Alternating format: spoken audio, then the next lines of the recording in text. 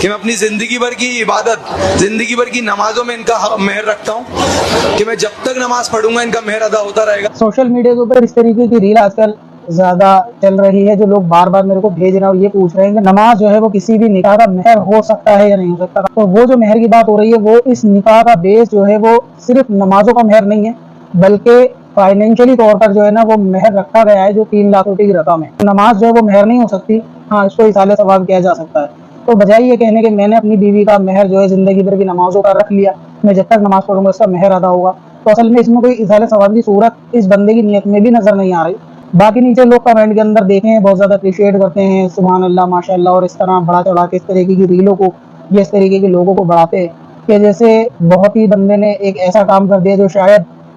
اس سے زیادہ نیک اور پرہیزگار کام تھا ہی نہیں۔ حالانکہ اگر اتنی پرہیزگاری والی بات تھی کہ بندہ نمازوں کا مہر رکھ رہا ہے تو سب سے پہلے تو اپنی بیوی کو پردے کے اندر رکھنا چاہیے تھا۔ لوگوں کے سامنے بیوی کی نمائش کرنا اس سے بڑھ کر بغیرتی کچھ بھی نہیں ہے، بلکہ اس کو ایسے شخص کو دیوس آ گیا۔ ایک دنیا دار قسم کے زیادہ تر لوگ ہوتے ہیں یہ ویسے اپنی ویڈیو پر ناچنا گانا گانوں کی ویڈیو لگاتے ہیں، تب ان کو اسلام شریعت اللہ رسول کچھ بھی یاد نہیں آتا، لیکن جب نکاح کرتے ہیں تو وائرل ہونے کے لیے کہ میں نے اپنی نمازوں کا زندگی پر اس کو مہر دے دیا، میں نے اس کو یہ کام کر دیا جو شریعت میں جیسی اصل بھی نہیں ہے، لیکن لوگ اس کو ایسا اصل بنا دیتے ہیں کہ جیسے اس سے بہتر کام کچھ نہیں ہے۔